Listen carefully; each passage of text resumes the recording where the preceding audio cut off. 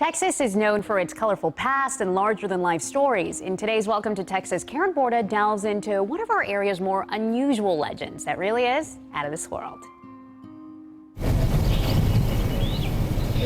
Buried in a quiet, historic cemetery in the tiny Wise County town of Aurora lies a mystery almost 120 years old. There's lots of people that want the story to go away. They've really quashed it for years and years. According to local legend and a Texas historical marker, this is the burial site of an alien whose aircraft crashed into a windmill on April 17, 1897. City Administrator Tony Wheeler's family has lived in Aurora for generations. Her great-grandparents were there to help pass down the story.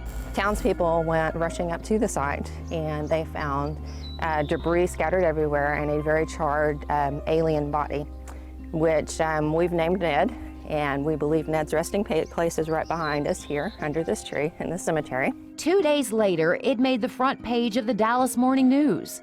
But Wheeler says it's not something that many of the townspeople wanted shared. A lot of it is people trying to suppress the story. You're in a very heavily influenced Bible community. If you can't explain it, they don't want anything to do with it. Many of the residents who scoff at the alien story maintain that it was made up by their ancestors as an effort to revive a dying town, which had recently been bypassed by the railroad. But Wheeler is among those who argue that the evidence tells a different tale. Something happened here. There's actual physical evidence of explosion on this hill. Scientists have found debris scattered in the trees and rocks up there. So we don't know exactly what happened, but to say something didn't happen is probably pretty naive. A lot of people have wanted to dig up the remains, but Texas law says they can't. You have to notify the next of kin before you exhume a body.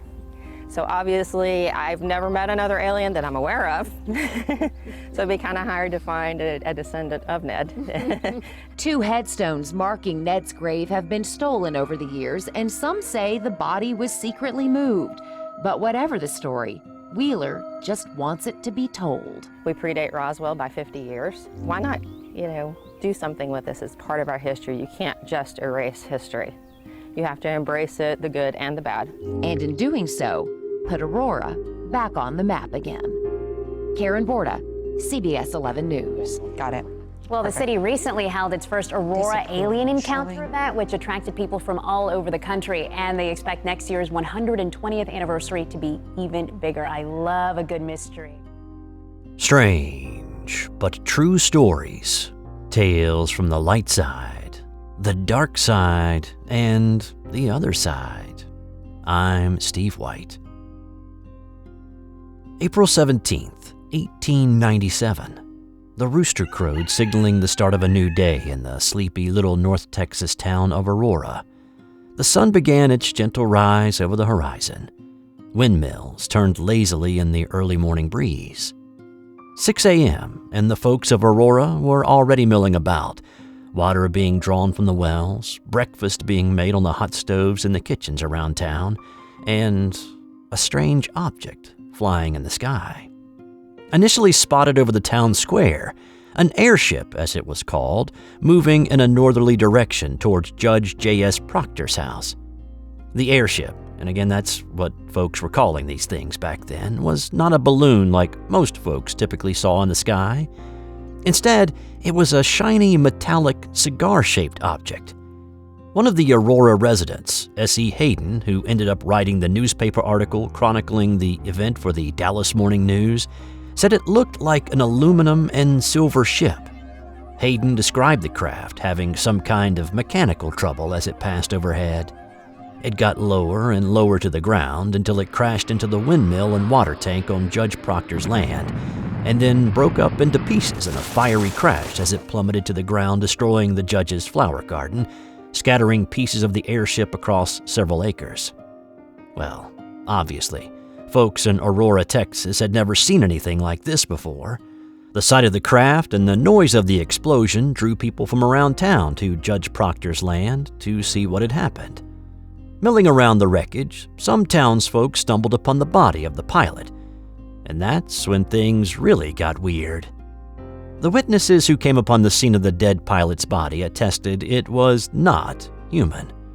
Though very badly damaged with no life evident, they could tell, quote, "He was not an inhabitant of this world," end quote. One, a Mr. T.J. Weems, a self-described man of astronomy, speculated it could be a man from Mars. They searched the pilot's body for answers about his origin and came across some papers with writing in an unknown language, but something resembling hieroglyphics. It was indecipherable, whatever it was. More and more people showed up to Judge Proctor's house, searching and inspecting the strange metal that had made up the outer shell of the cigar-shaped vessel. Hayden wrote, "The town is full of people today who are viewing the wreck and gathering specimens of the strange metal from the debris." How did it fly? Many townsfolk asked. How can a ship that looked that heavy and made of metal stay airborne? Others wondered. This was 1897, after all. Hayden said the ship was too badly wrecked to form any conclusion as to its construction or motive power. Owing to the decorum of the day, the body of the pilot was gathered up, placed in a coffin, and was given a proper Christian burial the following day in the Aurora cemetery, with a marker placed on the gravesite. Hayden's account was published in the Dallas Morning News 2 days after the crash. The news about the strange hieroglyphic writing found on the notes of the pilot caused many to recall a similar incident 6 years earlier, 100 miles to the south in Dublin, Texas, where it was reported a strange ship exploded over the town there. An investigation into that crash on the following day discovered strange writing on something like torn newspaper that was in a language completely unfamiliar and not of this world. A 1973 newspaper article researching the 1897 Aurora crash discovered a grave marker in the Aurora cemetery with a weird design on it, with an image of a flying saucer with portholes. Unfortunately, that story rekindled interest in the 1897 affair, and somebody came around soon after and stole it for a souvenir. Now, 45 years after that story, and 121 years after the crash itself, nobody knows where the alien creature is buried, though UFO hunters and interested people recently found an unmarked grave that dates back to the 1890s there at the cemetery. But alas, the current owners of the cemetery are more for allowing the dead to rest in peace than in scientific discovery, and won't allow researchers to exhume the body of that unmarked grave. Is it the grave of an extraterrestrial that crashed here on Earth? Or is it completely empty? The product of an elaborate hoax by the townspeople of Aurora, Texas, to drum up interest in their town after an economic downturn, as some have speculated. Some point to the fact that Mr. Hayden did not write a follow-up article to his story for the Dallas Morning News, nor were any other reports filed in the days or weeks following the report of an alien craft seen over the town of Aurora. But this was in the days prior to our current mode of news gathering, where now any event out of the ordinary draws news crews from all around with live team coverage and satellite trucks. Maybe it was more a case of Mr. Hayden reporting the event of the day, and since he had done so and no more really needed to be said about it, went back to his day-to-day toil in Aurora.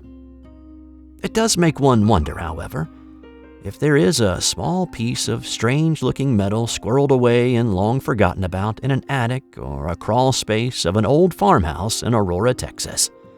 A remnant of the strange ship that crashed into Judge Proctor's windmill back in 1897.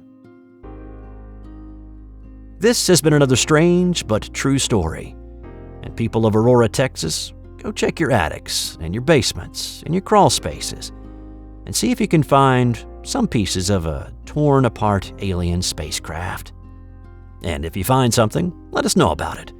Also, let us know what you thought of this story in the comments below. Subscribe if you haven't already, and sign up for notifications so you know when the next video is published to our channel. Check out our website, and if you'd like to support us, go to teespring.com and search Strange But True. Thanks for all who have, and thanks for watching this video. I'm Steve White. Until next time.